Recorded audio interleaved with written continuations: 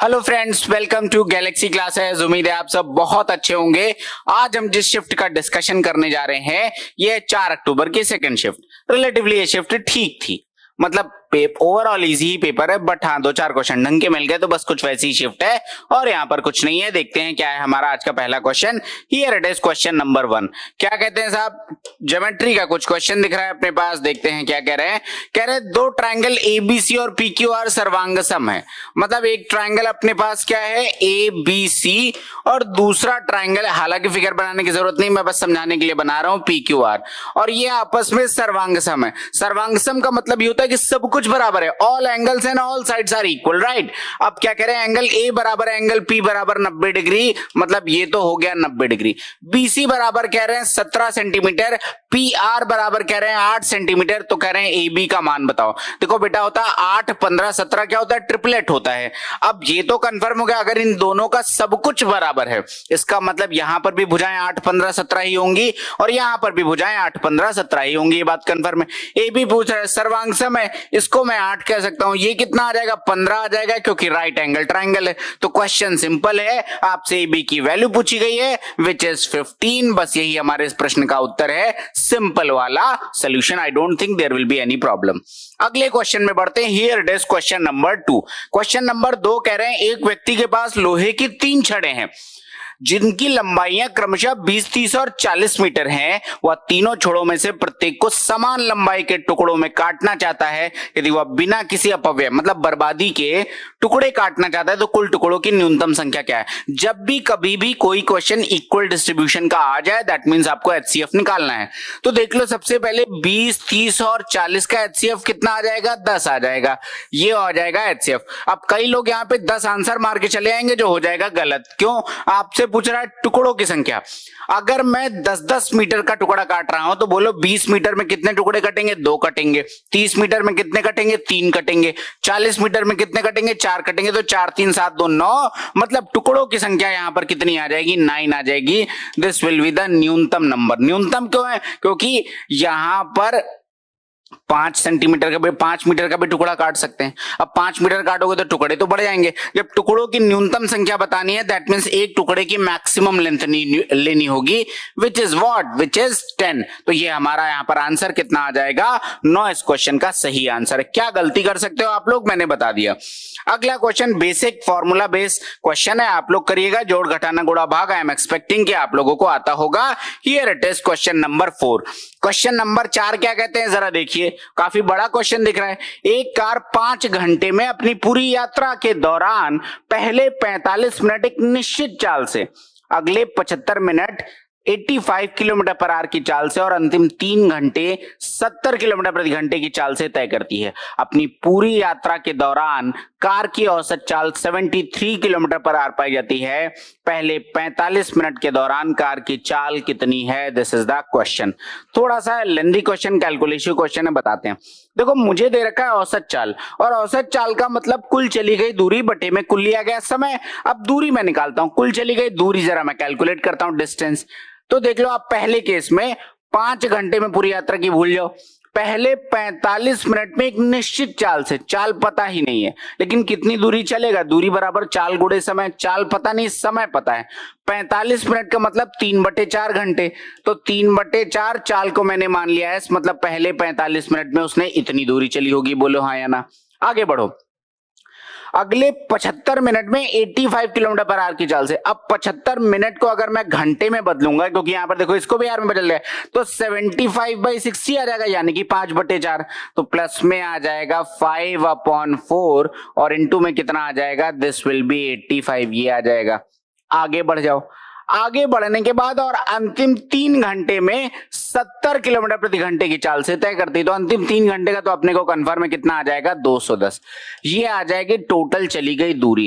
Upon में अगर मैं लिया गया समय कर दूं, मतलब मैं d/t कर दूं, तो ये क्या आ जाएगा, ये आपके एवरेज स्पीड आ जाएगी। और टोटल लिया गया समय, क्वेश्चन कह रहा है कि 5 घंटे हैं, और एवरेज कितना कह रहा है, एवरेज कह रहा है अपने आप की भैया 73 किलोमीटर पर आवर इसकी चाल है। तो ये बराबर हो जाएगा 73। बस इसको उठा के सॉल्व करना है, करते हैं जल्दी से। देख लो, ये तो 3 ऐसी रहेगा, तो ऐसे ही लिख लो। अगला क्या आ जाएगा 85 इंटू 5, 5 पचे 25 का 5 कैरी ऑन 4 पटे 40, 4 44, 445 यही आ जाएगा। 445 नहीं आएगा, 80 पंचे 400, 5 पचे 25 तो ये आ जाएगा 425 और प्लस में कितना आ जाएगा देखो 4 का मतलब ये यहां पे चला जाएगा 840 आ जाएगा। नीचे कितना बनेगा 20, तो 20 का मतलब ये वैल्यू आ जाएगी 73 इंटू में 20 ये वैल्यू आ जाएगी यहां पर। अब देखो ये क्वेश्चन करते हैं। अब अगर मैं यहां से देखूं तो ये कितना आ जाएगा 3s प्लस में ये आ जाएगा 5, 4 2 6, 8 4 12, 1265 बराबर 73 दूना कितना आ जाएगा 1460, 1460। तो देख लो s बराबर कितना आ जाएगा 1265 का मतलब 35 उधर जोड़ दो और 35 के बाद 1300 और 1400 135 और 135 और 60 195 195/3 तो ये कितना आ जाएगा 65। यही हमारे इस क्वेश्चन का आंसर आएगा। यही पूछ रहा है पहले 45 मिनट के दौरान कार की चाल ज्ञात करें। तो भाई s माना था और s का मान 65 आ गया तो आंसर कितना आ जाएगा 65। ऑप्शन नंबर सी हमारा करेक्ट आंसर है। तो प्योर कैलकुलेशन बेस्ड क्वेश्चन, यहां पर कुछ भी एज सच लॉजिक नहीं था। अगला क्वेश्चन देखते हैं। Here it is question number 5। Question number 5 क्या कहते हैं देखिए, ट्राइंगल एबीसी में एंगल बी बराबर 90। बहुत आसान क्वेश्चन लग रहा है क्योंकि एक एंगल आपको दे रखा है, एंगल बी बराबर 90 है, एंगल सी आपको दे रखा है 45। बेटा अगर ये 45 है तो ये भी कितना आ जाएगा 45, ये बात तो सिंपल है। अब कह रहे हैं एसी बराबर 4 सेंटीमीटर, मतलब कर्ण यहां पर हाइपोटेन्यूज है 4 सेंटीमीटर, तो कह रहे हैं बीसी का मान बता दो। अब सबको पता होगा ये a√2 के बराबर होती, मतलब अगर ये a है, ये a है तो ये a√2 होगा। कैसे भाई पाइथागोरस लगा लो, a square plus a square 2a square बराबर h स्क्वायर, तो h बराबर a√2। तो यहां से मैं कह सकता हूं कि a√2 बराबर अगर 4 है तो a बराबर 4/√2 इंटू में √2 अपॉन में √2, तो ये आ जाएगा 2√2। कितना आ जाएगा 2√2 विच is option number D, which is option number D. ये हमारे इस प्रश्न का आंसर है। बस इतना सा था ये क्वेश्चन। आई होप कोई डाउट नहीं होगा। अगर डाउट है तो आप तुरंत पूछ सकते हैं, सिंपल सा प्रश्न है, कोई दिक्कत की बात यहां पे नहीं होनी चाहिए। ऑप्शन डी हमारा आंसर है। अगला क्वेश्चन कह रहा है भाई डीआई का। डीआई देखो आ तो रही है हर शिफ्ट में 5-5 6-6 क्वेश्चन, लेकिन डीआई आसान है। यहां पर देखो क्या कह रहा है क्वेश्चन में। अब कह रहा है स्कूल ए और सी में पढ़ने वाले लड़कों की औसत संख्या कितनी है, ए और सी में। अब देख लो ये रहा ए और ये रहा सी, मतलब टोटल कितने बच्चे पढ़ रहे हैं 68%। कितने 68% बच्चे पढ़ रहे हैं। अब क्या कह रहा है, अब कह रहा है ये टोटल बच्चों की संख्या 2000 है, 2000 में से 68% ए और सी में पढ़ रहे हैं। कह रहे हैं इनका एवरेज बता दो, मतलब बाद में 2 से डिवाइड कर देना है। तो सबसे पहले 68% ऑफ 2000 निकालिए, ये कितना आ जाएगा, परसेंटेज से डबल जीरो कट गया। अब ये कितना आ जाएगा 2 8 16 का 6 कैरी ऑन 1 2 6 12 1 13 1360। कितना आ जाएगा 1360, ये आ गई वैल्यू। अब इसका औसत पूछ रहे हैं, मतलब क्या कर दो डिवाइडेड बाय 2 कर दो, यही आ जाएगा सेम वैल्यू 680 बन जाएगी, विच इज ऑप्शन नंबर डी। ये ऑप्शन नंबर डी हमारा आंसर है। तो एक आसान सा प्रश्न ये भी था, कोई ऐसा प्रश्न नहीं लग रहा जो आपको लगे कि दिक्कत है। ठीक है, बढ़ता हूं मैं अगले क्वेश्चन में। अगला क्वेश्चन क्या करें, अगेन एक डीआई का क्वेश्चन है, जरा देखते हैं क्या कह रहा है इस क्वेश्चन में। Here it is next question. कह रहे हैं कि साहब नीचे दिए गए पाई चार्ट का अध्ययन करें। अब बिना अध्ययन करे तो आंसर दे नहीं पाएंगे, ऊपर कुछ नहीं है। सीएससी ईसी एंड सिविल में विशेषज्ञता रखने वाले छात्रों की कुल संख्या कितनी। 3 ब्रांच दे रखी है इंजीनियरिंग की, एक कह रहा है सीएससी, दूसरा कह रहा है ईसी और तीसरा कह रहा है सिविल। मतलब 22 8 30 10 40%। कितना 40%, कितना 40%। अब क्या कह रहे हैं, कुल छात्रों की संख्या 6700 है। कितनी है 6700 है कुल छात्रों की संख्या। तो फिर कह रहे हैं कि भैया ये बता दो कितना होगा, तो 6700 का 2/5 आपको निकालना है। 40% तो 6700 का 2/5, दिस इज द आंसर। कितना आ जाएगा 5 1 5 5 3 15 बचेगा 2 5 चौको 20 1340 इंटू में 2, ये आ जाएगा 2680। कितना आ जाएगा 2680। Option number A is the correct answer of this question. तो आसान सा क्वेश्चन था, कुछ नहीं था भाई। 3 ब्रांच पूछ रहे हैं, तीनों को जोड़ दिया गया। 22 10 32 8 40 सी बिल्कुल सही है, सी सही है, सिविल सही है, हाँ बिल्कुल सही आंसर। तो आपका बस 40% आपको निकालना था 6700 का, दैट्स इट। अगला क्वेश्चन देखते हैं। Here it is question number 8। Question number 8 क्या कह रहे हैं, एक ट्रेन दो स्टेशनों के बीच 540 किलोमीटर की दूरी 240 मिनट में तय करती है, या 90 किलोमीटर प्रति घंटे की चाल से 5 घंटे में एक अन्य स्टेशन तक की यात्रा करती है, ट्रेन की औसत चाल बताओ। औसत चाल का क्या मतलब होता है? कुल चली गई दूरी बटे में कुल लिया गया समय। तो कुल चली गई दूरी पहले केस में तो 540 है, अपॉन में दूसरे केस में 90 किलोमीटर प्रति घंटे की चाल से 5 घंटे मतलब 450। कितना? 450 कुल चली गई दूरी, अपॉन में कुल लिया गया समय। तो अब देख लो यहां पर 240 मिनट का मतलब ये कितना आ गया? 4 घंटे। ये कितना आ गया? 4 घंटे। और ये कितना आ गया? 5 घंटे, यानी कि 9 घंटे। ये कितना आ जाएगा? 9,9,990 अपॉन में 9 यानी कि 110 किलोमीटर पर आवर। ये इसकी औसत चाल है। कुल मिला के ट्रेन अच्छी स्पीड से चल रही है। Option number C is the correct answer of this question. एकदम आसान सा प्रश्न था। अगला क्वेश्चन देखते हैं। देखो एचसीएफ अलग ही प्यार जगह है इस चैप्टर से। एचसीएफ ना पूछे तो पेपर नहीं पूरे हो रहे हैं। कह रहे हैं इनका एचसीएफ बता दो। अब कई लोगों को लगेगा एचसीएफ निकालने में आएगी बहुत बड़ी वाली समस्या। बिल्कुल सही बात है, आ भी सकती है। पहले एक बार जरा नजर गड़ा के देखिए। मुझे ये नंबर दिख रहा है, सम इसका कितना दिख रहा है? 27, और ये नंबर 9 9 18 6 24 3 27। मतलब ये दोनों नंबर की sum of all the digits is 27। मतलब नंबर 3 से कटेगा, या वी कैन से नंबर 9 से कटेगा। अब देख लो 9 से डिविजिबल कौन सा आंसर है? ये नहीं है, ये नहीं है, ये नहीं है, यही आएगा। अब मेरे को और चेक करने की जरूरत नहीं है भाई। एचसीएफ का मतलब एक ऐसी वैल्यू जो दोनों को डिवाइड करे, and that should be the maximum value. लेकिन मैं जब दोनों नंबर को ध्यान से देख रहा हूं तो मुझे ये पता चल रहा है कि दोनों नंबर 9 से कट रहे हैं। इसका मतलब आपका एचसीएफ भी 9 से कटेगा। और यहां पर 3 ऑप्शन ऐसे हैं जो 9 से नहीं कटते। So we can directly mark the answer as 81। एक आसान सा प्रश्न कॉमन सेंस पे, नहीं तो लॉन्ग डिवीजन लगाते रहेंगे और परेशान होते रहेंगे। अगला क्वेश्चन देखते हैं भाई। 1 माइनस tan a अपॉन में 1 प्लस tan a कैसे करेंगे, जबकि यहां पर अंडर रूट हटाया नहीं है। तो अब देखो कैसे करेंगे। सिंपल है क्वेश्चन, कोई ज्यादा कठिन की बात नहीं। देख लो इसको मैं क्या लिख सकता हूं? 1 माइनस साइन और कॉस को मैं s और c लिख रहा हूं। तो 1 माइनस एस अपॉन सी, और अपॉन में कितना आ जाएगा? 1 प्लस में s अपॉन में c।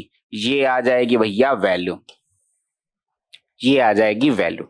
अब देखो ये कितना आ जाएगा? देखो कॉस से कॉस तो कट जाएगा। ये वैल्यू कितनी बनेगी? ये बनेगी c माइनस एस अपॉन में आ जाएगा c प्लस एस। बोलो हाँ या ना?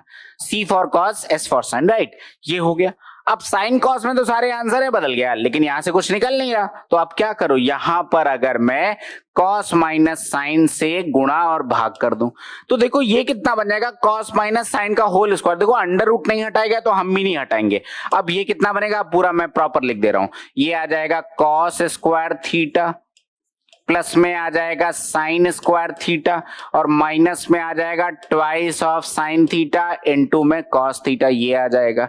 अपॉन में क्या आ जाएगा? ये आ जाएगा कॉस स्क्वायर थीटा माइनस में sine square theta. This is the answer. Cos square theta minus में साइन स्क्वायर थीटा, ये हमारे इस प्रश्न का उत्तर है। देख लो ये कितना बन जाएगा?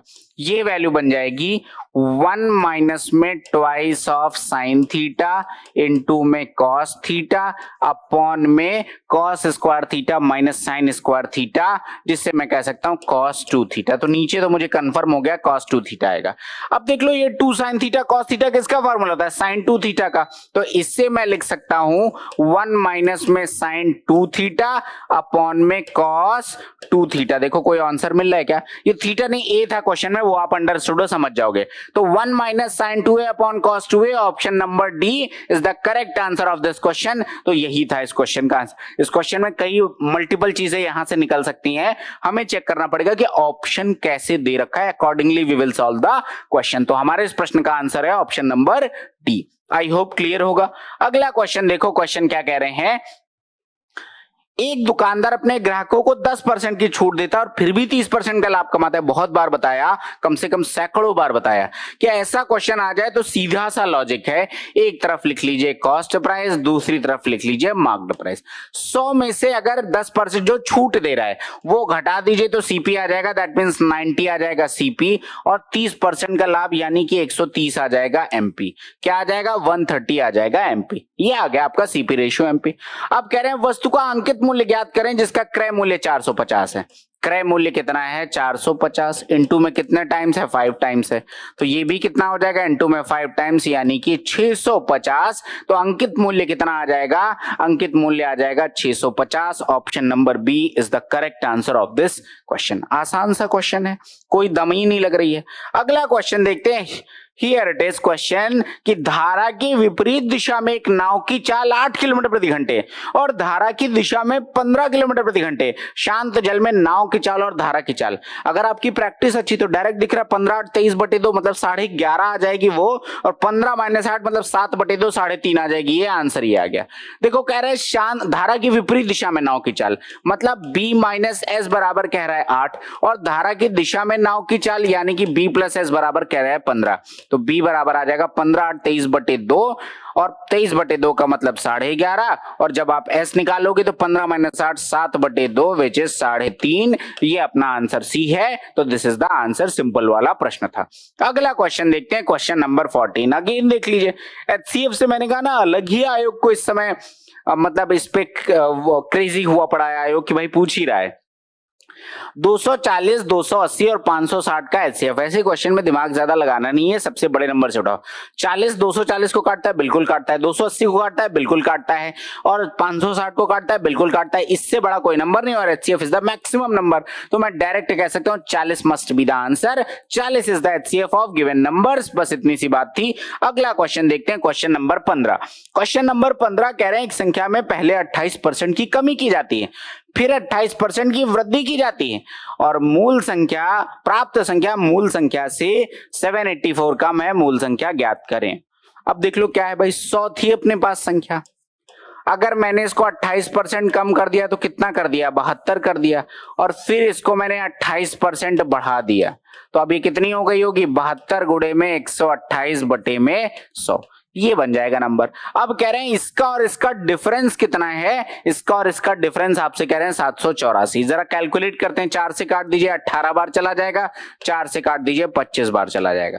कैलकुलेट करते हैं 18 8 144 का 4 कैरी ऑन 14, 18 दूना 36 4 40 10 50 का 0 कैरी ऑन 5, 18 कम 18 5 23, 2304 बटे में 25। तो अब आपका जो दोनों का डिफरेंस है, ये ओरिजिनल संख्या थी, इसको 28% कम किया तो 72 हो गया। 72 को अगर मैं 28% बढ़ाऊंगा तो 72 स्वयं का 128% बन जाएगा, जिसकी वैल्यू ये आ रही है। अब देखो क्या है, अब अगर मैं 100 में से 2304 अपॉन में 25 घटाऊं तो देखो डायरेक्ट आ जाएगा आंसर। कैसे, ये बनेगी 2500। 2500 में से अगर 2304 जाएगा मतलब 96 और 100 196, 196 अपॉन में 25, इतने यूनिट की वैल्यू किसके बराबर है, ये वैल्यू बराबर है 784 के। तो आपसे क्या पूछा गया, आपसे पूछा गया 100 यूनिट। क्या पूछा गया, 100 यूनिट की वैल्यू कितनी आ जाएगी भाई, ये आ जाएगी 784 अपॉन में कितना आ जाएगा 196 इंटू में 25 इंटू में 100। This must be the answer. Calculate करते हैं 196, 200 का 4 गुना, तो ये 4 गुना मुझे डायरेक्ट दिख रहा है, ये 4 गुना 25 चौको 100, 100 into 100 10,000। Option number B is the correct answer. यही हमारे इस प्रश्न का उत्तर है। सिंपल वाला प्रश्न था, कोई दिक्कत की बात नहीं थी, थोड़ा सा कैलकुलेशन था, हो सकता है कि और भी इजी किया जा सके। जो पहली बार में क्लिक किया आई जस्ट हैव सॉल्व, हो इसको आसान कर सकते हैं। ठीक है, बढ़ता हूं मैं अगले क्वेश्चन में। Here it is question number 16। Question number 16 कहते हैं साहब दो संख्याओं का एलसीएम 660 है, HCF 5 है, इनमें से एक संख्या 55 है, दूसरी क्या होगी, हमें क्या पता, एलसीएम इंटू HCF मतलब 5 इंटू में 660 बराबर फर्स्ट नंबर इंटू में सेकंड नंबर जो हमें निकालना है। 5 से काट दो, ये 11 बार चला जाएगा, 11 से काट दो, ये आ जाएगा 60, तो सेकंड नंबर आ जाएगा आपका 60। एंड यही हमारे इस प्रश्न का आंसर है। बस इतनी सी बात थी और कुछ नहीं, एकदम सिंपल सा क्वेश्चन। फर्स्ट नंबर इंटू में सेकंड नंबर कह रहे हैं बराबर एलसीएम इंटू HCF, तो 660 इंटू 5, बस इतना सा बात है। अगला क्वेश्चन देखिए, क्वेश्चन नंबर 17। 700 रुपए पर 35% की एकल छूट मतलब सिंगल डिस्काउंट और 18% और 12% की दो क्रमिक छूटों के बीच का अंतर ज्ञात कीजिए। देखो जब 18% और 12% की दो क्रमिक छूट दी जाएंगी तो मतलब मैं दो के केस में मैं अक्सर बताता हूं कि रादर देन की सक्सेस वो लगाए हम आपका सक्सेसिव, हम डायरेक्ट लगा देते हैं फॉर्मूला A + B - AB/100। तो मतलब 18 प्लस में 12 माइनस में 18 गुणे में 12 बटे में 100, ये आ जाएगा इफेक्टिव डिस्काउंट। 18 12 कितना आ जाएगा 30 और माइनस में 180 और 36 मतलब कितना आ जाएगा 216 बटे में 100 मतलब 2.16, ये आ जाएगा डिस्काउंट। तो आप देख लो 30 में से 2 जाएंगे 28, 28 में से 0.16 जाएगा तो कितना बचेगा 27.84, कितना बन जाएगा 27.84, ये वैल्यू बन जाएगी। अब देखिएगा जरा क्या है, अब क्या कह रहा है क्वेश्चन में, क्वेश्चन में ये कह रहा है कि इनके बीच का अंतर बताओ। एक डिस्काउंट है 35% का और दूसरा डिस्काउंट आ रहा है 27.84 का, इन दोनों का डिफरेंस तो देखो 5 और 2.16 मतलब 7.16 का डिफरेंस है, और ये 7.16 का डिफरेंस आपको निकालना है किसमें 700 में, तो आप निकाल दीजिए 700 का 7.16%, यही आंसर होगा। अब देखो परसेंटेज से डबल जीरो गायब है, परसेंटेज से डबल जीरो आपके पास क्या आ जाएगा, अपॉन में 100 है, या डबल जीरो गायब हो जाएगा, ये कर सकते हैं। या फिर वैल्यू तो नियरेस्ट ही आ रही, चलो कैलकुलेट कर लो, सबसे पहले गुणा कर लो। 7 चंग 42 का 2 कैरी ऑन 4, 7 एकम 7 4 11 का 1 कैरी ऑन 1, 7 7 49 1 50, ये आ जाएगा अपॉन में 100 है तो 50.12 आ जाएगा, ऑप्शन नंबर सी। फिर से एक बार रिपीट कर दे रहा हूं, देखो एक सिंगल इक्विवेलेंट डिस्काउंट है 35% का, तो ये तो यही है, और अगर 18 और 12 का मैं दूंगा तो मुझे जो इफेक्टिव डिस्काउंट मिलेगा वो 18 प्लस 12 माइनस 18 गुणे 12 बटे 100 मिलेगा। ये इतना घटाने को हम कम भी कर सकते थे, हम डायरेक्ट उसको निकाल सकते थे, आसान था। तो ये आ गया अपने पास 27.84, मतलब अगर 18% और 12% के क्रमिक डिस्काउंट दिए जाएंगे तो 27.84% का इफेक्टिव डिस्काउंट मिलेगा। दोनों का अंतर कितना है, तो इनमें से इसको घटा दिया, ये बन गया 7.16%, तो 700 का 7.16% हमने निकाल लिया जो कि 50.12 आ गया। सो ऑप्शन नंबर सी हमारा आंसर है, बस इतनी सी बात थी। ठीक है, अगला question, here it is question number 18। Question number 18 कहते हैं 7 sin स्क्वायर ए प्लस 3 cos स्क्वायर ए बराबर 4, तो कॉट ए का मान। देखो अब डायरेक्ट करता हूं मैं, इसको मैं लिख सकता हूं 4 sin स्क्वायर ए प्लस 3 sin स्क्वायर ए, बोलो हाँ या ना, तो मैं डायरेक्ट लिखूंगा 4 sin स्क्वायर ए, और देखो प्लस में मैं क्या कर रहा हूं 3 sin स्क्वायर ए प्लस 3 cos स्क्वायर ए, तो 3 आप कॉमन ले लोगे, sin स्क्वायर ए प्लस cos स्क्वायर ए, तो प्लस में आप लिख लीजिए 3 बराबर किसके आ जाएगा 4। यहां से अगर मैं साइन स्क्वायर ए की वैल्यू लिखूंगा तो 4 में से 3 जाएगा 1 और ये आ जाएगा 1/4, यानी कि साइन ए की वैल्यू आ जाएगी 1/2। यहां पर बड़ी सिंपल सी बात है, अगर साइन ए बराबर 1/2 तो फिर ए बराबर कितना आ जाएगा 30 डिग्री। और आपसे कह रहे हैं साहब कॉट 30 का मान बता दो, 1/√3 होती है कॉट 30 की वैल्यू, तो आंसर कितना आ जाएगा, option number B is the correct answer of this question. 1/√3 is the, sorry cot 3 की वैल्यू आपकी √3 होती है, वो बाय मिस्टेक बोल दिया मैंने। कॉट 3 कितना आ जाएगा आपका, आ जाएगा √3, कॉट 30 डिग्री की वैल्यू आ जाएगी √3। ठीक है, तो ये आपका आंसर आ जाएगा, option number A is the correct answer of this question.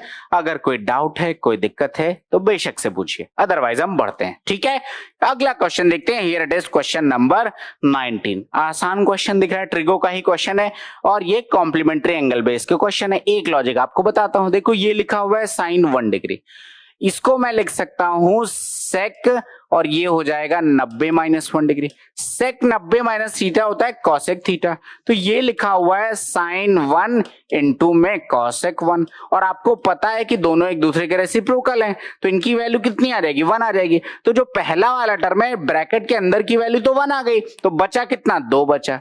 आगे आ जाओ, अगले वाले टर्म में ब्रैकेट के अंदर की वैल्यू देख लो, एक कॉसेक को मैं सेक में बदल दूंगा तो 1 हो जाएगा, बचेगा कितना सिर्फ 3 बचेगा। और अंतिम वाले टर्म में tan 69 वो दूसरा कॉट में बदल जाएगा, tan theta into cot theta 1 आ जाएगा, तो ये बच जाएगा 5, तो 5 3 8 2 10। Option number A is the correct answer of this question, 10 is the correct answer. Simple सा प्रश्न है, बोलिएगा कोई डाउट है अगर तो। ठीक है, अगले क्वेश्चन की तरफ बढ़ते हैं, देखते हैं क्या है हमारा question. Here it is question number 40। Question number 40 क्या कह रहे हैं, सोने के समय के संगत कोण पूरे केंद्रीय कोण का कितना परसेंट है। एक व्यक्ति मतलब मान लो कि मैंने मान लिया कि ये 8 घंटे सो रहा है, तो कह रहा है ये जो 8 घंटा है ये इस पूरे का कितना परसेंट है, तो पूरा कितना बन रहा है जरा देखो, 6 2 8, 8 5 13, 13 3 16, 16 8 24, पूरा कितना बन रहा है 24, जिसमें से 8 घंटे सो रहा है वो 24 घंटे में, मतलब 1/3 तो वो सो रहा है, तो ये आ जाएगा 33.33%। अब कई लोग, आपने बहुत सारी साइंटिफिक स्टडीज कहती हैं for a healthy body and healthy mind it's necessary to sleep for 8 hours, it is fine, but बेटा क्या आप बाकी के 16 घंटे वैसे यूटिलाइज कर रहे हो? अगर नहीं तो जब तक स्टूडेंट हो 6 घंटे इज मोर इनफ, 6 घंटे इज मोर इनफ। इवन भाई मैं तो ये भी कहता हूं एग्जाम है, समय है 1 महीने 2 महीने 3 महीने, नहीं 6 घंटे सोना, 5 घंटे सोना है, 4 घंटे सोना है, सो जिंदगी से बड़ा नहीं है, अचीव कर लोगे। लेकिन अभी पढ़ाई का टाइम है और you just have to study, you can't compromise with sleep, with mobile phones uses, with relatives, with friends, आप नहीं कॉम्प्रोमाइज कर सकते, बहुत महंगा पड़ेगा लाइफ में, तो अभी सिर्फ और सिर्फ पढ़ाई पे फोकस करिए। अगला क्वेश्चन देखते हैं, here it is question number 21। Question number 21 क्या कहते हैं, दो शंकुओं की ऊंचाइयों का अनुपात दे रखा है, उनके व्यास का अनुपात दे रखा है, उनके आयतनों का अनुपात बताइए। अब देखो एक तरीका तो है कि मैं यहां से रेडियस निकालूं, रेडियस निकालेंगे मतलब बटे 2 करोगे, और जब रेशियो निकाले तो बटे 2 दोनों जगह कट जाने, तो मैं डायरेक्ट निकालूंगा। पाई से कोई मतलब नहीं, 1/3 पाई से कोई मतलब नहीं, r²h, तो व्यास का अनुपात, अब मैं 10/2 लिखूं तो उधर भी आ जाएगा 21/2, 2 से 2 कट जाना, तो मैं डायरेक्ट लिख रहा हूं व्यास का अनुपात मतलब r² का मतलब 10 × में 10 और h का मतलब 7, नीचे वाले का कितना आ जाएगा 21 × में 21 और h का मतलब 5, कैलकुलेट कर लीजिए, ये 3 टाइम्स आ जाएगा, ये 2 टाइम्स आ जाएगा, 2 10 20, ये कितना आ जाएगा 63, 20:63, option number A is the correct answer. I hope ये डाउट किसी के मन में नहीं होगा कि क्यों मैंने रेडियस में नहीं बदला, भाई रेशियो निकालना है, बाकी कट जाएगा तो हम डायरेक्ट वहां से कैलकुलेट कर सकते हैं, जो रेडियस का रेशियो होगा वही आपका डायमीटर का रेशियो होगा, तो that will not impact your answer, तो we can directly calculate, and here option number A हमारे इस प्रश्न का सही वाला उत्तर है। अगला क्वेश्चन देखते हैं भाई, क्वेश्चन नंबर 22। क्वेश्चन नंबर 22वां क्या कह रहे हैं जरा देखिए, क्वेश्चन नंबर 22वां कहते हैं 2013 में स्टोर क्यू द्वारा बेचे गए मोबाइल फोन, 2013 स्टोर क्यू द्वारा बेचे गए मोबाइल फोन ये रहे की संख्या और 2015 में स्टोर एस द्वारा बेचे गए मोबाइल फोन की संख्या के बीच का अंतर। 2015 में स्टोर एस द्वारा बेचे गए मोबाइल फोन की संख्या के बीच का अंतर 198 और 205 के बीच का अंतर कितना है 7, कितना अंतर है 7, which is option number B. ये क्या हो जाएगा, ऑप्शन नंबर बी हमारा आंसर है। बोलिए अगर कोई डाउट है, सिंपल सा क्वेश्चन है, कुछ है ही नहीं, आप इस क्वेश्चन में डायरेक्ट आंसर कैलकुलेट करना था। तो अगला क्वेश्चन देखते हैं, क्वेश्चन नंबर 23। क्वेश्चन नंबर 23 कह रहे हैं 3 विक्रेताओं से गुजरने वाली एक जमीन में कुल मिलाकर 65% की वृद्धि हुई। लैंड आप समझ रहे हैं, हमेशा जब भी इन्वेस्टमेंट की बात आती है आप बढ़ोगे शेयर मार्केट ये एंड वो, ठीक है, that is absolutely fine, but land limited है, पॉपुलेशन बढ़ रही है, तो it will always increase, it will always give you exponential rise. तो जब भी आपकी जॉब लगेगी, this is one of the safest investment that you can do, लेकिन इसके लिए अमाउंट भी ज्यादा चाहिए, लेकिन आपकी जॉब लगेगी तो आप डेफिनेटली कर लोगे, अच्छी स्ट्रेटजी फाइनेंशियल प्लानिंग के साथ जाओगे तो you guys will definitely achieve and that will be good thing, right. अब देखो बड़ा सिंपल सा क्वेश्चन है, अब कह रहे हैं कि भैया पहली दूसरी दे रखी, तीसरे को बताओ। देखो 100 रुपए की वस्तु है और ये अलग अलग हाथों से बढ़कर कितनी हो गई है 165, ऐसा क्वेश्चन में कह रहा है कि 65% की वृद्धि हुई है। पहले से दूसरे विक्रेता में 20% बढ़ा, मतलब ये कितनी हो गई 120 हो गई, बोलो हाँ या ना। अब देखो दूसरे से तीसरे, पहले से दूसरे में 20% और 25% दूसरे से तीसरे में आ जाएगा। अब देख लो यहां से कितना आ जाएगा, यहां से 25% बढ़ा, 25% का मतलब 30 बढ़ जाएगा, 150 आ जाएगा। यही है ना क्वेश्चन, जरा एक बार पढ़ लो। 3 विक्रेताओं से गुजरने वाली एक जमीन के मूल्य में कुल मिलाकर 65% की वृद्धि हुई। पहले और दूसरे विक्रेता ने, हाँ ठीक है, पहले विक्रेता ने 20% का ऑप्ट किया तो ये मिला, इसने 25% का ऑप्ट किया तो ये मिल गया। अब क्या कह रहे हैं, तीसरे विक्रेता द्वारा अर्जित प्रतिशत लाभ, मतलब ये 150 में खरीदा, 165 में इसको बेचना है, कितने का 15 का प्रॉफिट इसे लेना है, और 150 पे 15 कितना होता है 10%, बच्चों वाली बात हो गई, तो 10% का प्रॉफिट लेगा। Option number B is the correct answer of this question. Simple सा क्वेश्चन है, कोई दिक्कत नहीं होनी चाहिए, ठीक है। बढ़ता हूं मैं अगले क्वेश्चन में। Here it is question number 24, कह रहे हैं उस त्रिभुज का क्षेत्रफल ज्ञात कीजिए जिसकी दो भुजाइयों की लंबाई 4 सेंटीमीटर और 5 सेंटीमीटर, उनके बीच का कोण 45 है। Half A B sine theta, one of the most important formula. देखो एक भुजा 4 है, एक भुजा 5 है, बीच का एंगल दे रखा है 45 डिग्री। किसी भी ट्राइंगल में अगर दो भुजा और बीच का कोण दे रखा हो तो एरिया का ये भी एक फॉर्मूला है 1/2 ए बी साइन थीटा, मतलब 4 इंटू में 5 इंटू में साइन 45। तो ये कितना आ जाएगा जरा कैलकुलेट कर लीजिए। ये आ जाएगा 10 और ये आ जाएगा अपॉन में √2, जिसको मैं सिंप्लीफाई कर सकता हूं √2 से मल्टीप्लाई, √2 से डिवाइड, तो ये आ जाएगा 5/√2 centimetre square, which is option number C. ये हमारे इस प्रश्न का उत्तर है। डायरेक्ट लगा सकते हैं। देखो एरिया का half A B sine theta एक formula, half base into height universal formula होता है तो वो आप लगा सकते हैं। एक हीरोज फॉर्मूला होता है वो आप लगा सकते हैं, √S S - A S - B S - C। ये आपका एक फॉर्मूला होता है इक्विलैटरल ट्रायंगल के केस में √3/4a², उसी से निकलता है। तो ये एरिया ऑफ फॉर्मूला बहुत इंपॉर्टेंट है और एक बड़ी इंपॉर्टेंट प्रॉपर्टी भी है, तुरंत आपको बता दे रहा हूं। अगर कोई एक ट्रायंगल है, एक वर्टेक्स पर मल्टीपल ट्रायंगल्स हो, तो इन ट्रायंगल्स के एरिया का रेशियो वही होगा जो इनके बेस का रेशियो होगा, मतलब इनके क्षेत्रफलों का अनुपात भी A/B/C/D ही होगा। This is the answer. I hope it is clear now, कोई डाउट नहीं होगा। अगला क्वेश्चन, अब देख लो ये क्वेश्चन है तो बहुत आसान, बस आपको बता दे रहा हूं कि ये क्वेश्चन परेशान नहीं करते। देख लो ये लिखा हुआ है क्या, ये क्वेश्चन लिखा हुआ है A², ये लिखा हुआ है प्लस में AB, ये लिखा हुआ है प्लस का B², ये लिखा हुआ है A³ माइनस में B³, तो 1/में A माइनस B आपका आंसर आ जाएगा। तो 1/में 157 minus 133, 33 10 43 10 53 4 57, 1/24, option number B is the answer. तो ये क्वेश्चन इतने आसान होते हैं। फॉर्मूला इससे पहले भी क्वेश्चन छोड़ा था, ऐसे ही करना था। अब देखो कौन सी आइडेंटिटी लग रही है, बस वो लगा लो। अगला क्वेश्चन क्या कह रहे हैं भाई, अगला क्वेश्चन कहते हैं बादाम के मूल्य में 10% की वृद्धि हो जाती है और बादाम की खपत में कितने % की कमी की जानी चाहिए कि होने वाला खर्चा पूर्ववत रहे। मान लो पहले मेरा खर्चा कितना था, 100 रुपए था, अगर 10% मूल्य की वृद्धि हो जाएगी तो कितना खर्चा हो जाएगा, 110 रुपए हो जाएगा। लेकिन कह रहे हैं खर्चा 100 ही रुपए रखना है, तो भैया कितने की कमी करोगे, 10 की कमी करोगे। कितने पर, 110 पर, मल्टीप्लाइड बाय क्या आ जाएगा, 100 आ जाएगा, 1/11 विच इज 9 कंप्लीट 1/11%। इतने की कमी अगर आप करेंगे तो उस पर होने वाला खर्चा एज इट इज रहेगा। ये हमारा आंसर है। बोलिए अगर कोई डाउट है। भाई 100 से 110 हुआ, 110 को घटा के 100 लेके आना है, 10 की कमी करनी किसमें, 110 में, तो 10/110, दैट्स इट, बात खत्म। अगला क्वेश्चन देखते हैं, क्वेश्चन नंबर 27। क्वेश्चन नंबर 27 कहते हैं 200 मीटर और 250 मीटर लंबी दो ट्रेनें समांतर रेल पटरियों पर क्रमशः 68 किलोमीटर/आवर और 50 किलोमीटर/आवर की चाल से चल रही हैं। यदि वे एक ही दिशा में चल रही हैं तो एक दूसरे को कितने समय में पार करेंगी, एक दूसरे को कितने समय में पार करेंगे।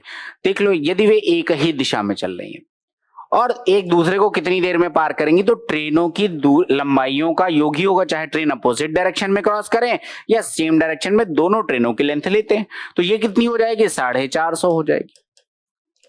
अगर ट्रेनें एक ही दिशा में चल रही हैं तो कितना हो जाएगा, 68 और 50 का, 68 और 50 का क्या आ जाएगा आपका, डिफरेंस ले लिया जाएगा, क्योंकि एक ही दिशा में चल रही हैं तो रिलेटिव स्पीड दोनों का अंतर आ जाएगा। 68 में से 50 जाएगा, 18 बचेगा। अब देखो बेटा ऊपर मीटर में है और ये किलोमीटर प्रति घंटे में आ रही, तो इसको मुझे बदलना पड़ेगा, किसमें, मीटर पर सेकंड में। तो 5/18 से गुणा कर देंगे, 5 से आप काटोगे मतलब 90 सेकंड में ये एक दूसरे को पार कर जाएंगी, विच इज ऑप्शन नंबर डी। ये हमारे इस प्रश्न का उत्तर है, सिंपल सा आंसर है। ठीक है, अगला क्वेश्चन देखो भैया, डीआई का क्वेश्चन है, जरा देखते हैं क्या कह रहे हैं। क्वेश्चन ये कह रहे हैं, डीआई देखो बहुत आसान है, क्वेश्चन 5-6 रखे हुए लेकिन डीआई आसान है। कह रहे हैं किन वर्षों में कंपनी क्यू ने कंपनी पी की तुलना में अधिक कपड़े का उत्पादन किया। आसान क्वेश्चन, किन वर्षों में, क्योंकि यहाँ पे 2 ईयर के भी ऑप्शन है, किन वर्षों या किस वर्ष में कंपनी क्यू ने पी की तुलना में अधिक उत्पादन किया। देखो क्यू यहां पर कम है तो ये नहीं है, 120 से 130 ये है, 108 से 100 ये कम है, 190 से 180 ये कम है, 240 से 275 ये ज्यादा। ये 2 वर्ष हैं, कौन कौन से, 2002 और 2005, मतलब 2002 और 2005 ये 2 साल ऐसे हैं जिस वर्ष क्यू का उत्पादन पी की तुलना से, पी के तुलना में अधिक था। बस इतना सा क्वेश्चन है, डायरेक्ट देखना है, आंसर करना है। ठीक है, तो अब देखिए ये क्वेश्चन दिख रहा है अपने को कुछ टाइम एंड वर्क टाइप का। कह रहे हैं अक्षिता और रैना एक किताब टाइप कर रहे हैं लेकिन उनके पास कार्य करने के लिए केवल एक लैपटॉप है। बड़ी मजबूरी है। कह रहे हैं उन्होंने तय किया कि वे बारी बारी से कार्य करेंगे, जैसे कि अक्षिता पहले दिन कार्य करती है और रैना दूसरे दिन कार्य करती है, अक्षिता तीसरे दिन, और इसी तरह आगे कार्य चलते रहता है। अक्षिता अकेले इस टाइपिंग कार्य को 16 दिनों में पूरा कर सकती है, जबकि रैना को अकेले पूरी किताब का कार्य करने में 24 दिन लगेंगे। बारी बारी से करते हैं। तो पूछा गया क्वेश्चन ऑल्टरनेटिव्स वाला क्वेश्चन है। देख लो, एक है अक्षिता और अक्षिता के बारे में कह रहा है कि अक्षिता अकेले इस टाइपिंग कार्य को 16 दिनों में कर सकती है, और दूसरा है रैना, और रैना अकेले इस पूरे कार्य को 24 दिन लगेंगे। तो अब देख लो, ये हो गया 24, एलसीएम ले लो, कितना आ जाएगा 48, एफिशिएंसी कितनी आ जाएगी 3 और 2। अब देखो क्वेश्चन क्या कह रहा है, क्योंकि लैपटॉप एक ही है तो बारी बारी से काम कर रहे हैं। तो क्या कह रहे हैं, कह रहे हैं कि उन्होंने तय किया कि वे बारी बारी से काम करेंगे, जैसे कि अक्षिता पहले दिन और रैना दूसरे दिन कार्य करती है। तो अक्षिता और रैना मतलब अगर मैं 2 डेज का काम देखूं तो 2 दिन का काम होता है 5 यूनिट, काम कितना करना है 48 यूनिट। तो आप देख लो, पहले तो इससे छोटी कौन सी वैल्यू 5 से कट जाएगी, तो 45 तो इजीली कट रहा है, तो ये आ जाएगा 45। ये कितना आ जाएगा इनटू में 9, मतलब 18 डेज में 45 यूनिट काम हो जाएगा। बोलो हाँ या ना। और अगर 18 दिनों में 45 यूनिट काम हो जाएगा, इसके बाद काम कितना बचा, काम बहुत आसान है कि भाई देखो इसके बाद करेगा कौन, अक्षिता करेंगी और 3 यूनिट काम करेंगी। दैट मींस 19th डे अब काम हो जाएगा अक्षिता का 3 यूनिट और करके 48 यूनिट काम फिनिश कर देंगी। मतलब इस तरीके से काम अपना कितने दिनों में पूरा होगा, 19 दिनों में पूरा हो जाएगा। Option number A is the correct answer. तो सिंपल ही क्वेश्चन था, बस लैंग्वेज ही जबरदस्ती की बड़ी थी। अगला क्वेश्चन देखते हैं, क्वेश्चन नंबर 13। क्वेश्चन नंबर 13 क्या कह रहे हैं, 3 कारों को समान दूरी तय करने में लगने वाले समय का अनुपात 12, 15, 10 है, तीनों कारों की चालों का अनुपात बताओ। अब देख लो, दूरी में लगने वाला समय मतलब टाइम रेशियो आपको कह रहा है 12:15:10। अब दूसरा क्या आ जाएगा यहां पर, इनकी किसका, चालों का अनुपात। अब देखो, चाल और समय एक दूसरे के इनवर्स प्रोपोर्शन में होते हैं, मतलब चाल बढ़ेगी तो समय घटेगा और चाल घटेगी तो समय बढ़ेगा।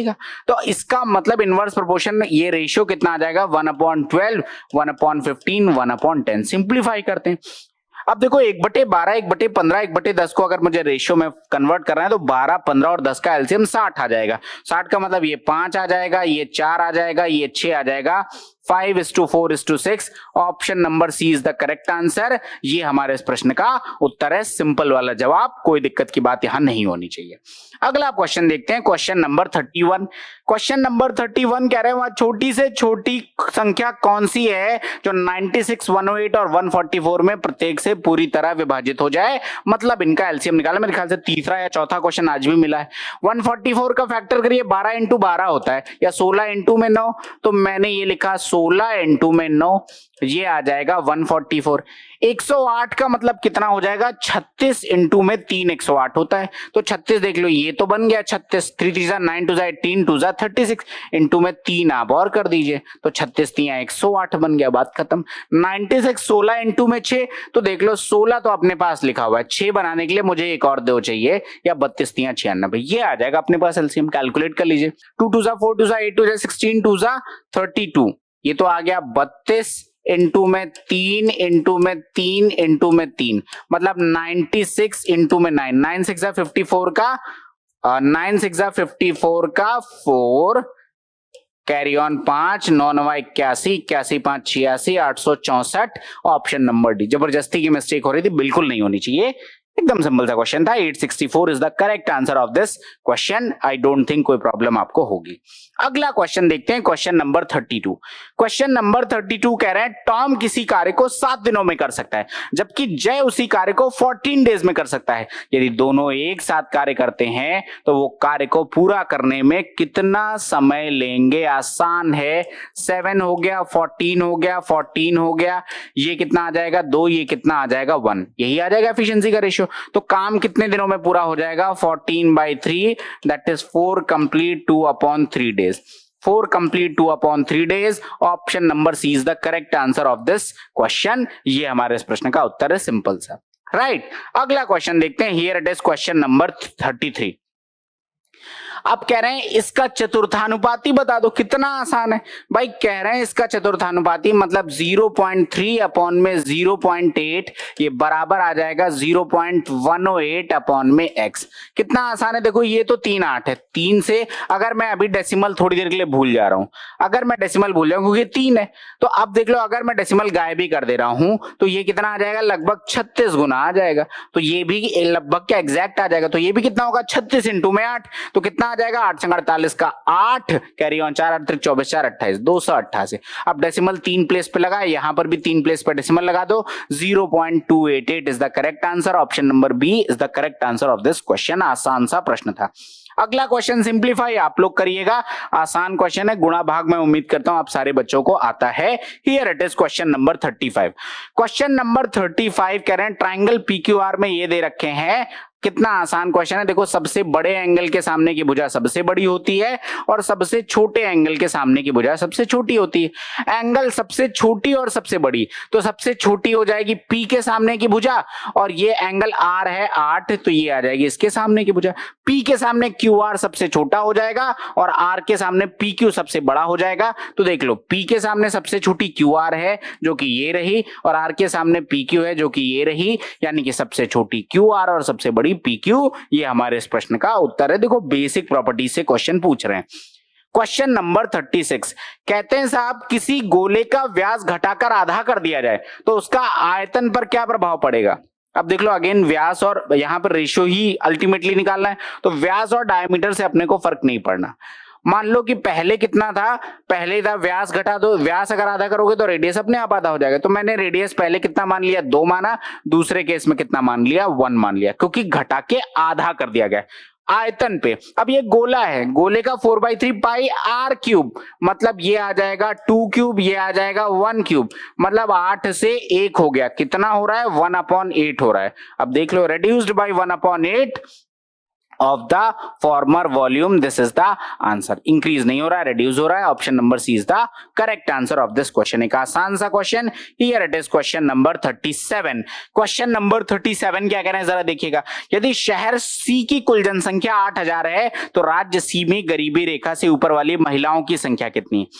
शहर सी की कुल जनसंख्या 8000 है। अब देख लो ये दे रखा है गरीबी रेखा से नीचे का परसेंटेज, बहुत अच्छी बात है। राज्य सी में गरीबी रेखा से ऊपर वाली महिलाएं, देखो अगर 20% अगर गरीबी रेखा से नीचे है मतलब 80% गरीबी रेखा से ऊपर है। टोटल जनसंख्या 8000 है, अगर 80% लोग गरीबी रेखा से ऊपर हैं मतलब 8000 का 80% 6400 गरीबी रेखा से ऊपर है, मतलब APL है, अब पॉवर्टी लाइन है। अब कह रहे हो महिलाओं की संख्या बतानी, गरीबी रेखा से ऊपर पुरुष और महिला, राज्य सी का मतलब 5:3, जहां पर 3 महिलाएं हैं, तो इसको मैं 8 भागों में बांटूंगा और इनटू में कितना आ जाएगा 3 आ जाएगा, इनटू में कितना आ जाएगा 3 आ जाएगा। This is the answer. ये कितना आ जाएगा 800 इनटू में 3 दैट इज 2400, कितना आ जाएगा 2400, which is option number B. तो एक आसान सा क्वेश्चन कि राज्य सी में गरीबी रेखा से ऊपर की जनसंख्या पूछा गया है, जो हमारा आंसर आ गया 2400, बस इतनी सी बात थी। अगला question, question number 38। Question number 38 क्या कहते हैं जरा देखिए। अब कह रहे हैं सर्वेक्षण किए गए कुल लोगों के कितने प्रतिशत ने संकेत दिए कि उनकी पसंदीदा शैली रॉक संगीत है, कुछ डेसिमल में आंसर आएगा। तालिका उन लोगों की संख्या दर्शाती जिन्होंने संगीत में अपनी पसंदीदा शैली के बारे में बताया हुआ है। ठीक है, कोई दिक्कत नहीं। देखो रॉक संगीत मतलब 18 से 20 के बीच में 9 लोग हैं, 21 से 30 के बीच में 7 लोग हैं और 31 प्लस में 13 लोग हैं। तो रॉक पसंद करने वाले टोटल कितने लोग होगा, 13 7 20 9 29। रॉक पसंद करने वाले टोटल लोग हैं 29। अपॉन में देख लो, अपॉन में बड़ा सिंपल है, क्या कह रहे हैं सर्वेक्षण या कुल लोगों में रॉक पसंद करने वाले, तो कुल लोग कितने हैं 28 32 46, 18 से 20 के 28 हैं, 21 से 30 के 32 हैं, 31 प्लस 46 है, तो कितना हो जाएगा 32 8 40 20 60 60 40 100 106, तो कितना आ जाएगा 106।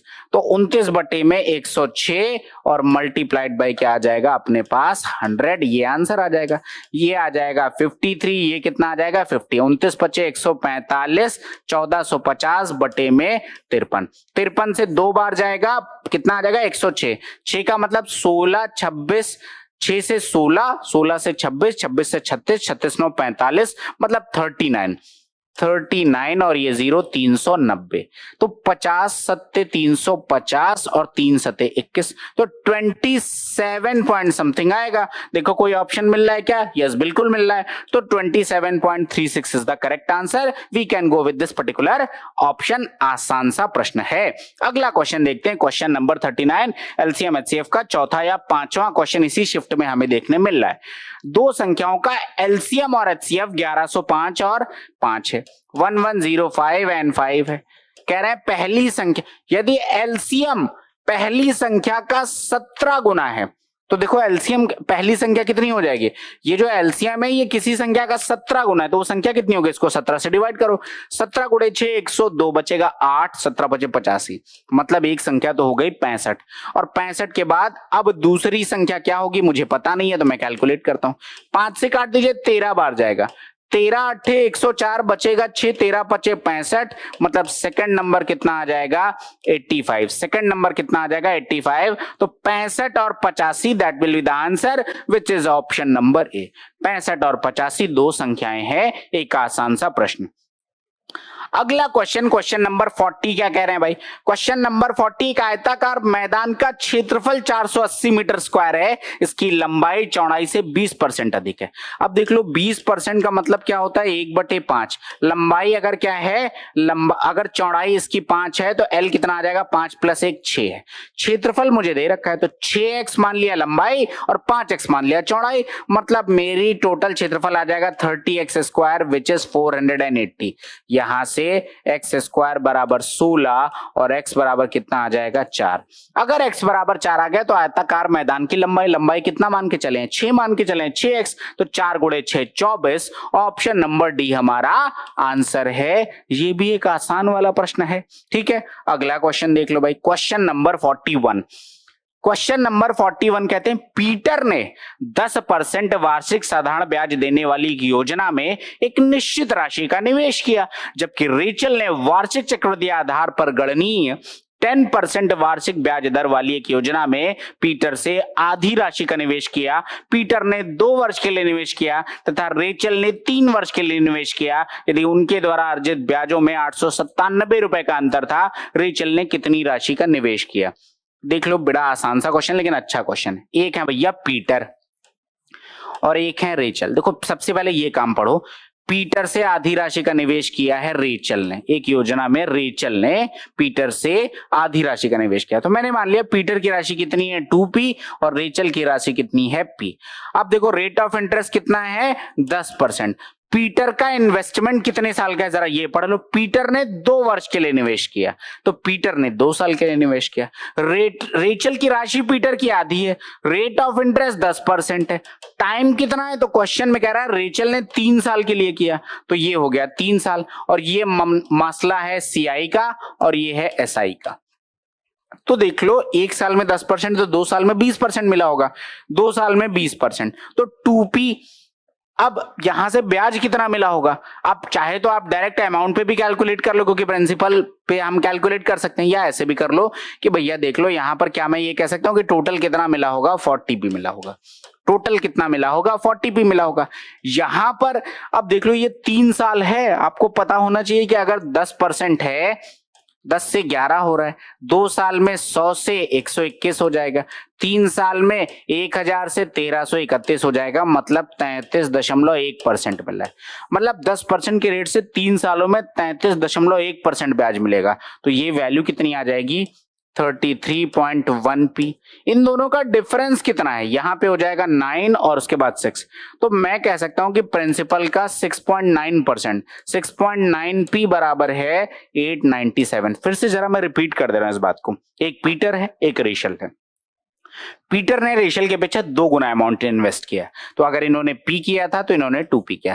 रेट ऑफ इंटरेस्ट दोनों के लिए बराबर है, एक के लिए समय 2 साल है, एक के लिए 3 साल है, लेकिन पीटर के लिए सिंपल इंटरेस्ट है और रेचल के लिए कंपाउंड इंटरेस्ट है, तो इनको 20% ब्याज मिलेगा। 2p आपका प्रिंसिपल है, मैंने परसेंटेज वाला साइन एज इट इज रखा, तो ये टोटल कितना आ जाएगा भाई? मल्टीप्लाई कर दो PRT, तो ये 40p% मिल रहा होगा, यहाँ 33.1% मिल रहा होगा। सिंपल। इन दोनों का डिफरेंस क्वेश्चन में कह रहा है 897 है, तो 6 6.9% ऑफ P ये बराबर इतना है, तो P का 100% कितना आ जाएगा, ये आ जाएगा 897 अपॉन में 6.9 इंटू में 100। यहां से आप इसको लेते जाइए, ये वैल्यू कटनी जरूर चाहिए।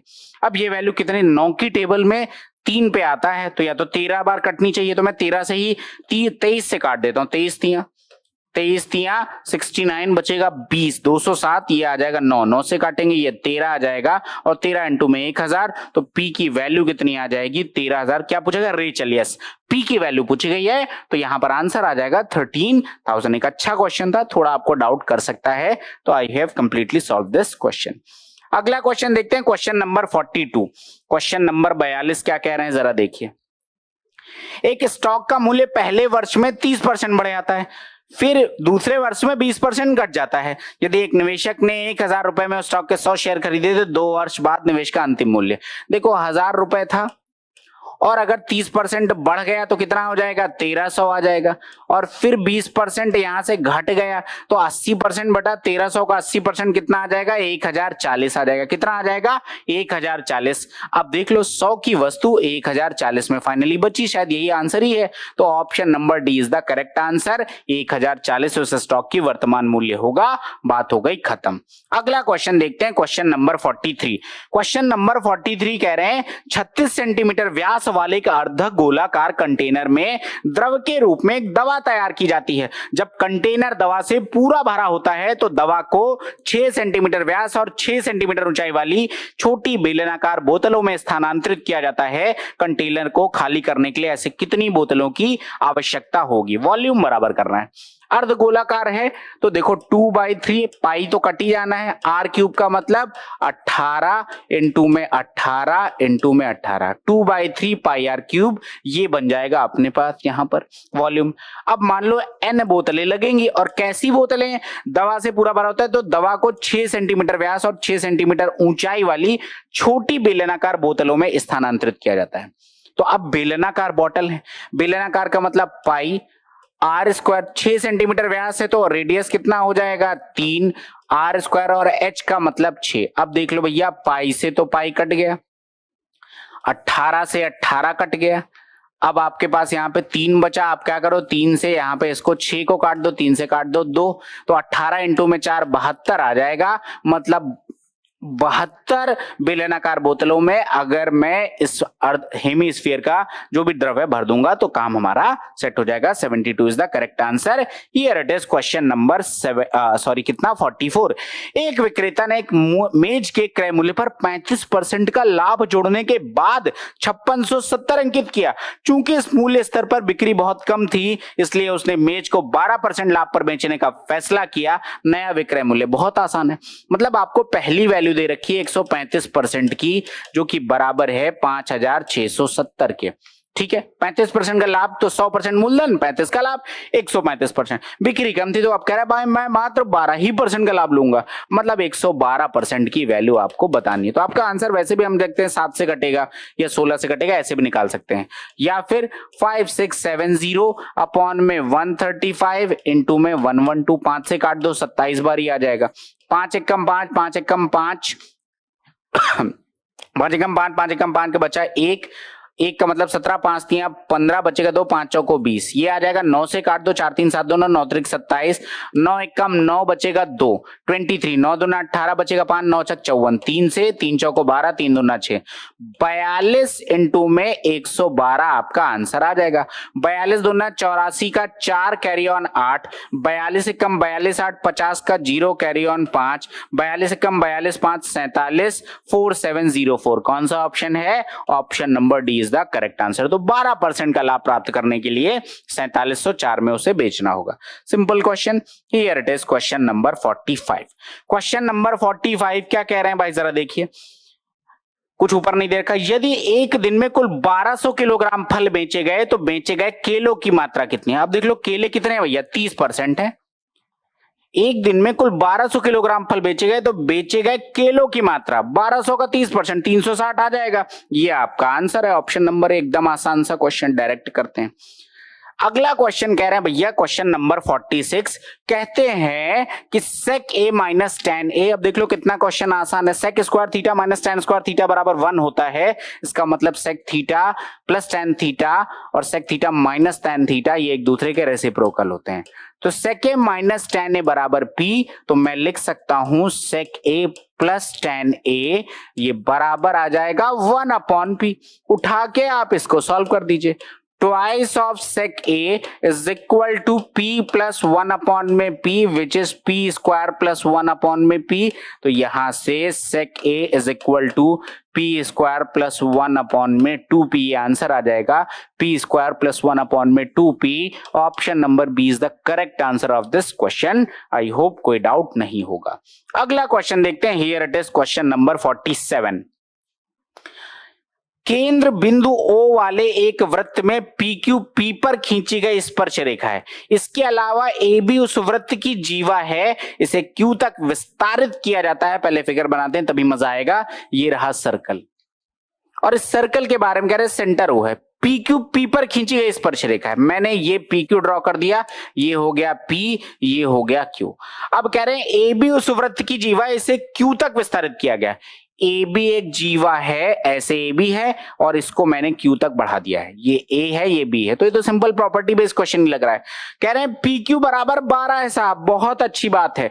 अब कह रहे हैं QB बराबर 8 है, तो आपको बताना क्या है AB। अब देख लो क्या हो जाएगा, ये हो जाएगा प्रॉपर्टी में लिख दे रहा हूं QP square is equal to QB और इनटू में क्या आ जाएगा QA। तो ये कितना आ जाएगा, ये आ जाएगा 144 बराबर QB का मतलब कितना आ जाएगा, this is 8 and complete value will be 8 plus में x। ये 8 से अगर आप काट दोगे 18 बार आ जाएगा, तो x की वैल्यू कितनी आ जाएगी, 10 आ जाएगी, which we can say option number C is the correct answer of this question. आसान सा ही प्रश्न था। आई होप कोई डाउट नहीं होगा। अगला क्वेश्चन देखते हैं। Here it is again, it's a question of DI। और देखो DI 6 7 8 क्वेश्चन आते हैं and question are damn easy, right. अगला क्वेश्चन देख लो भैया, क्या कह रहे हैं। निम्नांकित पाई चार्ट परीक्षा में विभिन्न विषयों में उत्तीर्ण छात्रों, कितने बच्चे फेल हैं उनका परसेंटेज आपको दिखा रहा है। गणित में अनुत्तीर्ण छात्रों की संख्या अन्य सभी विषयों में अनुत्तीर्ण छात्रों की संख्या से कितनी कम है। तो देखो गणित में तो 27% है, बाकी सब आप मिला लोगे तो कितना आ जाएगा, 73%। तो ये एक तरफ 73% अदर है और गणित में 27 है। कह रहे हैं इन दोनों का डिफरेंस बता दो। तो सबसे पहले इन दोनों का डिफरेंस निकालो। 13 में से 7 जाएगा 6, 6 में से 2 जाएगा 4, 46% का डिफरेंस है। टोटल कितने बच्चे उत्तीर्ण हुए, 350। तो इन दोनों का डिफरेंस कितना आ जाएगा, 350 इंटू में 46 बटे में 100, ये आ जाएगा। ये आ जाएगा 5 2 10, ये आ जाएगा 7, ये आ जाएगा 23। 7 3 21 का 1 carry on 2, 7 2 14, 2 16, 161 which is option number D. तो सिंपल ही क्वेश्चन है, डायरेक्ट पढ़ पढ़ के आंसर करने वाले क्वेश्चन है। Here it is question number क्या है भाई, क्वेश्चन नंबर 49 जरा देखते हैं। क्वेश्चन नंबर 49 क्या कह रहे हैं। रमेश ने एक बैंक से साधारण ब्याज की एक निश्चित दर पर 15,000 रुपए उधार लिए। उसने 5 वर्षों बाद 6,000 रुपए मूलधन ब्याज नहीं 6,000 रुपए लौटा दिए और उसके बाद 5 और वर्षों बाद 18,600 रुपए का भुगतान कर दिया और पूरा अल्टीमेटली उसने अपना वेव ऑफ कर लिया डेट। तो कह रहे हैं साधारण ब्याज की दर बताओ। बहुत आसान क्वेश्चन। देख लो बेटा, सबसे पहले जो उसका ब्याज लगेगा वो कितने पे लगेगा, 15,000 रुपए पे लगेगा, इसमें कोई डाउट नहीं है। और 5 साल बाद उसने 6,000 निपटाए हैं, तो मतलब ये 5% तक तो 5 साल तक तो लगेगा ही। ये बात भी कंफर्म है कि ये कितना टाइम लगेगा, 5 इयर्स लगेगा। रेट ऑफ इंटरेस्ट अपने को पता नहीं, मैंने मान लिया R%। अब देखो 5 साल बाद 6,000 लौटा दिया। अगर 6,000 मूलधन लौटा दिया तो मूलधन कितना बचा, क्वेश्चन ही कह रहे हैं कि मूलधन लौटाया है, तो 9,000 मूलधन बचा। और फिर कह रहे हैं अगले 5 वर्ष बाद, मतलब अगेन टाइम कितना मिलेगा, 5 साल का मिलेगा। और फिर क्या हो जाएगा, यहां पर भी रेट ऑफ इंटरेस्ट इतना है। तो जरा मैं टोटल देखता हूं। अब अगर मैं यहां से देख लूं, देखो परसेंटेज से 00 कट जाएगा, 150 इंटू 5 मतलब 750 आर। कितना आ जाएगा, 750 आर। परसेंटेज से 00 कट जाएगा, ये कितना आ जाएगा, 450 आर। कुल मिलाकर इतना ब्याज मिलना चाहिए। लेकिन ये ब्याज है किसके बराबर, टोटल पैसा लिया गया 15,000 और चुकाया कितना है 6,000 ये और 18,600 ये, मतलब 24,600 लौटाया गया है। लिया गया है 15,000, लौटाया गया है 24,600, मतलब 9,600 रुपए as a simple interest they have opted. Question खत्म है। 700, 400, 1100, 1200, 1200 R इज इक्वल टू 9600। यहां से ये कट जाएगा, R की वैल्यू आ जाएगी 8%, रेट ऑफ इंटरेस्ट आ जाएगा 8%। Option number A is the correct answer of this question. तो ये हमारे इस प्रश्न का उत्तर है। आई होप कोई डाउट नहीं होगा। And here it is the last question of today session. क्या है भाई? एक कार्यालय में 75 कर्मचारी एक परियोजना को 60 दिनों में पूरा कर सकते हैं। कुछ दिनों के बाद 15 कर्मचारियों ने कार्य छोड़ दिया और परियोजना 65 दिनों में पूर्ण हुई। 15 कर्मचारियों ने कितने दिनों बाद काम छोड़ दिया? बहुत आसान क्वेश्चन। देख लो, टोटल वर्क की अगर मैं बात करूं तो 75 इंटू में 60, मतलब 75 कर्मचारियों का 60 दिनों का काम था। क्वेश्चन क्या करा, एक एक लाइन पढ़ो, सॉल्व होता जाएगा।